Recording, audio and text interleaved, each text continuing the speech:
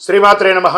సద్గురు జ్యోతిష్యాలయం వారి యొక్క విశ్వావసునామ సంవత్సర 2025 మార్చి 29 నుండి మొదలు పెడితే మళ్ళీ 2026 మార్చి 28 వరకు వచ్చే ఈ తెలుగు నూతన సంవత్సరంలో వచ్చినటువంటి సంవత్సర రాశి ఫలితాలని మనం ఇప్పుడు తెలుసుకోబోతున్నాం.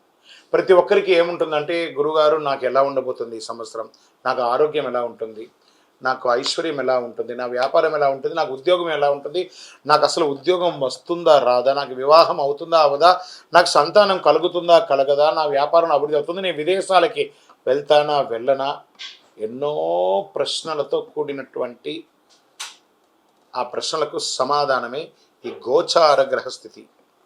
ఇందులో మళ్ళీ చెప్తున్నాను, గోచార గ్రహస్థితి మీ యొక్క వ్యక్తిగత జాతకానికి ఒక 30 నుంచి 40% మాత్రమే వర్తిస్తుంది. మీరు పుట్టినటువంటి ఆ లగ్నం, మీ యొక్క టైం ప్రకారం ఒక లగ్నం ఉంటుంది, మీ నక్షత్రం ఉంటుంది, మీ పాదం ఉంటుంది.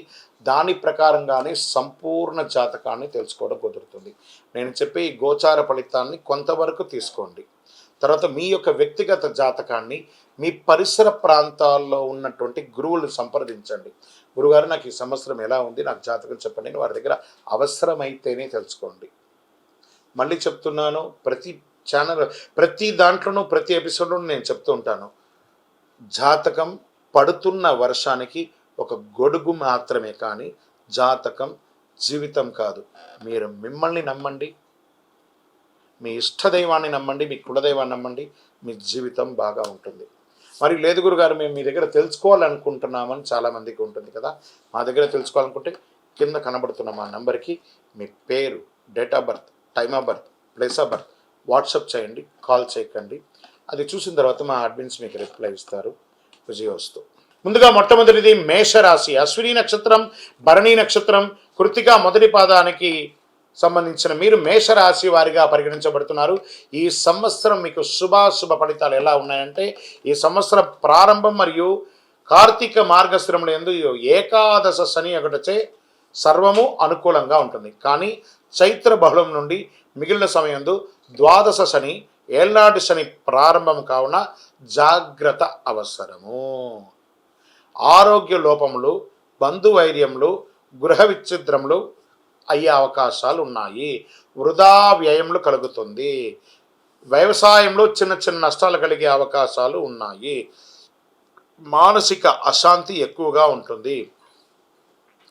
అనవసరపు వాదనలు ఎక్కువ చేసే అవకాశాలు బాగా కనబడుతున్నాయి. సంవత్సర ప్రారంభం నుండి వైశాఖ బహుళం వరకు ద్వితీయ గురువు అగుటచే ధన సంపాదన, సుఖము, కీర్తి ప్రతిష్టలు, అన్ని సమాజంలో గౌరవము, సమాజం ఉన్నత పదవి ఉన్న వారితో కలవడము, ఇవన్నీ జరుగుతుంది గురువు వల్ల. శుభమూలక ధన వ్యయం, ఇంట్లో వివాహాది, గృహప్రవేశాది వాటి కోసం లేదా పిల్లల యొక్క విద్య కోసం ఖర్చు పెట్టే శుభమూలకంగా ధన వ్యయం అయ్యే అవకాశాలు ఉన్నాయి. సంతోషం బాగా కలుగుతుంది. గురువు తృతీయ చతుర్థ రాశులు సంచరించడంతో శ్రమ అధికమవుతుంది. ఉద్యోగ భంగం, వృధా వైర్యం, బంధు విరోధకం బాధించే అవకాశాలు ఉన్నాయి.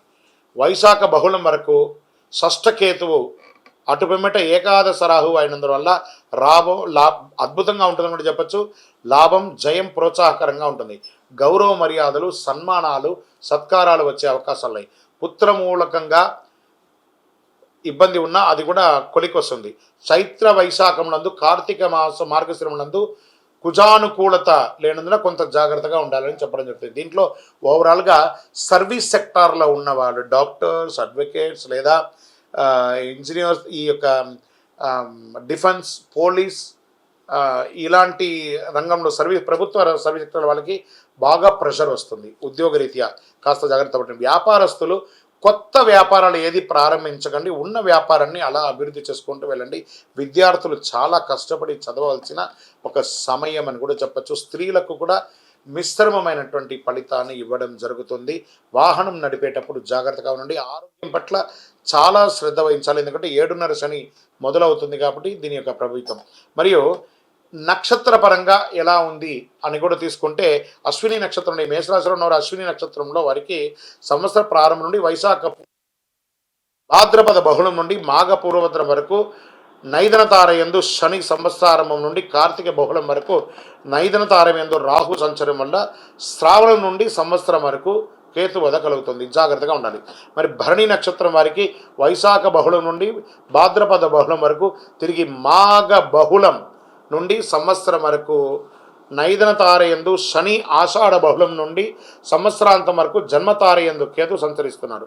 మరి కృతికా నక్షత్రంలో వారికి సంవత్సర ఆరంభం నుండి ఆషాఢ బహుళం వరకు జన్మతారయందు కేతువు సంచరించడం కావున ఆయా సమయం నందు జాగ్రత్త అవసరం. శని గురువులకు భగవత్కృపతో ప్రార్థన చేసుకోవడం, దక్షిణామూర్తి ప్రార్థన చేయడం, శని భగవానునికి ప్రదక్షిణం చేయడం. దీనికి ప్రాయశ్చిత్తం ఏం చేయాలి అంటే పక్కన ఏదైనా మీ పరిసర ప్రాంతాల్లో ఉన్నటువంటి దేవాలయంలోకి వెళ్ళి నవగ్రహాలకి 19 ప్రదక్షిణాలు, 19 మంగళవారాలు, 19 శనివారాలు, 19 ప్రదక్షిణలు అలా చేసి చూడండి, అద్భుతంగా ఉంటుంది. ఒక చిన్న బెల్లం ముక్కను కాకికి పెడుతూ ఉండండి. లక్కీ నెంబర్ 5 మరియు 9 మీకు చాలా కలిసి వస్తుందని కూడా చెప్పడం జరుగుతుంది. రెడ్ కలర్ అండ్ ఈ మన గ్రే కలర్ ఉంటుంది చూసారా, సిమెంట్ కలర్, ఆ కలర్ని ఎక్కువ వాడడానికి ప్రయత్నం చేయండి. ఇంకను సకల దోషాలు తొలగడానికి మీ వయస్సు ఎంత ఉందో అన్ని దీపాన్ని మీ ఇష్టదైవం కులదైవం దగ్గర పోయి వెలిగించండి. కనీసం ఈ సంవత్సరంలో మీ నక్షత్రం రోజైనా పోయి వెలిగించండి, చాలా శుభం కలుగుతుంది. ఈ అతి శక్తివంతమైనటువంటి కరుంగాళి మాలను ధరించండి. ఆయురారోగ్య ఐశ్వర్య భోగభాగ్యాలతో ఉండండి. విజయోస్తు.